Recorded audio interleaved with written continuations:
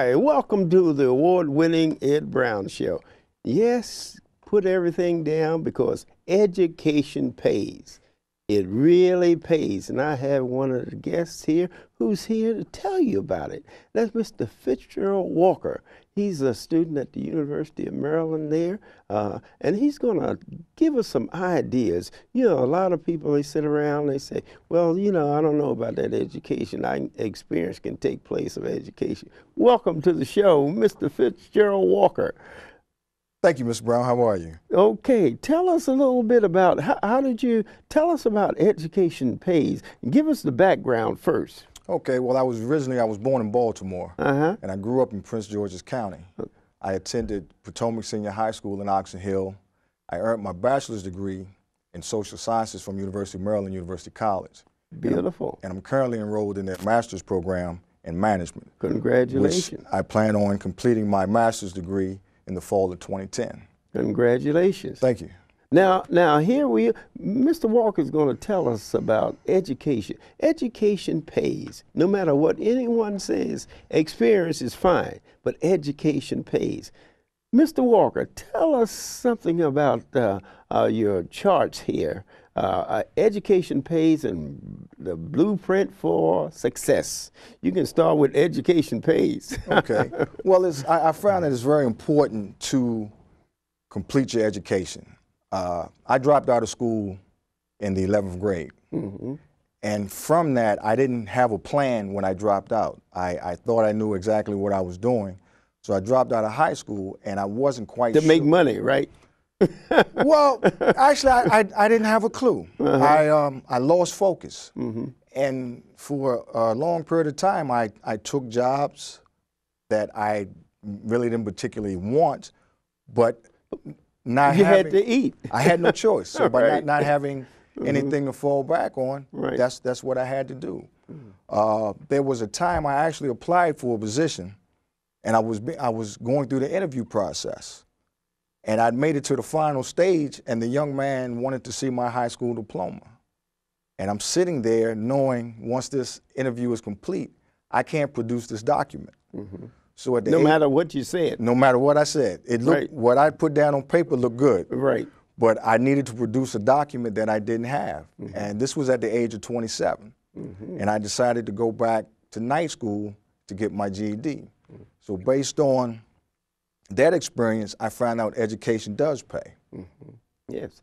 Well, tell us a little bit about that education pays. Give us a breakdown on that. Well, we see some numbers up there. Now, what is it, 27, 30, 37, 47? Well, this is very simple. It's broken down in three categories.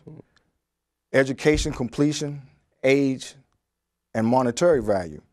So if you look at with nothing less than a 9th grade education at the age of 27, your income is $22,000. 37, $24,000. 47, $27,000. Now we go with high school diploma or GED. At the age of 27, $31,000. Age of 37, $41,000. Age of 47, $41,000. Now this is where the numbers increase.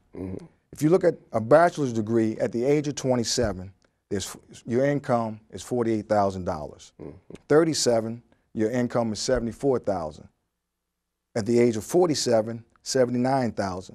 Now what's interesting, if you look at the 9th grade education at 27, there's $22,000. But if you look at a bachelor's degree at the age of 47, there's $79,000.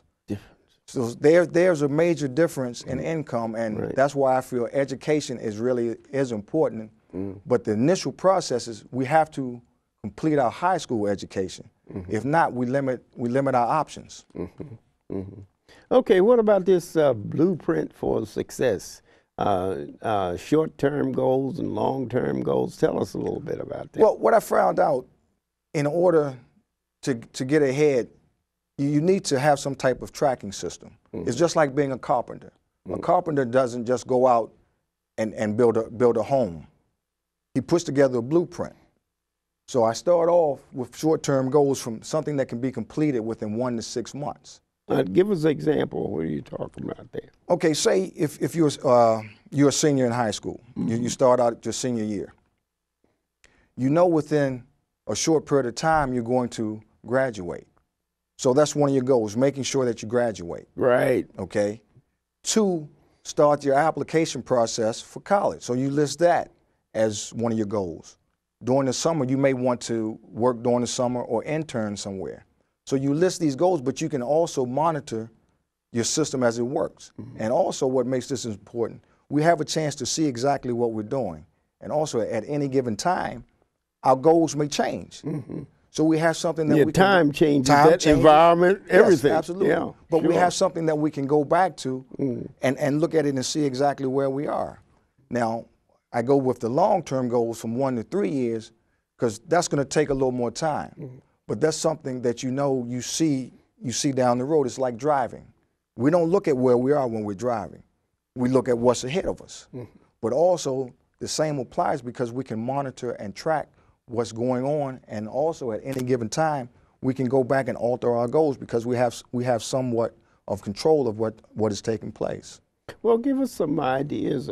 Now you lecture, you go around and you're public speaking. Give us some ideas of your program when you go to organization. Maybe it's a church, maybe it's a civic association. Or give us some of the things that you try to convey to the youngsters and the people out there how important it is to have a high school education.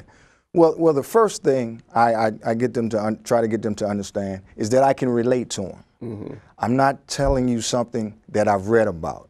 I'm talking to you about something that I have experienced. I explain to them the difficulties of trying to get ahead. Okay, but also I want them to understand that it's never too late. I went back at the age of 27. Right. So these individuals are anywhere between the ages, could be from 18 to 21. So it's not too late, you're still young. So I want them to understand, do it while you're young and you don't have to work as well. See, I went back, I had to work and go to school at night just to gain a high school diploma. When you have the opportunity to go now and just focus on that. But also, it's most important, I try to get them to understand that it can be done. It takes time, it takes discipline and sacrifices. But you're not really missing out on anything. The things that I thought I was missing out. Like what? a good party. Yeah, that's what I want them to realize. Most of them, they get into the thing of the peer pressure. You know what I mean? Peer pressure is one of the leading factors of dropping out of high school as well, because we look at what's cool. Right. And if we have friends that are not in high school and they're doing the cool thing from what we believe, why they're making money, huh? Right. Why can't we be like that guy? So you lose your focus and your interest, but you realize that you're not really missing anything because nothing really changes. And I found that out the hard way. So I get them to understand there's nothing wrong with going to school. There's nothing wrong with producing degrees. That's cool as well. Right. And it's something that also is something that no one can take from you. Right. You're 90 years old, you still have a degree. You still have a degree. Right. When I graduate in the fall, by the time graduation takes place, I will be 46.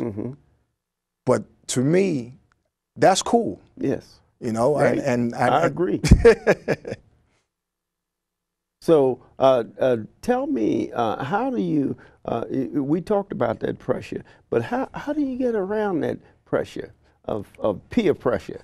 And it's a devastating thing for a youngster not to be accepted by their group. Well, one of the things, you have to understand who you are. You have to be very confident in what you're trying to accomplish.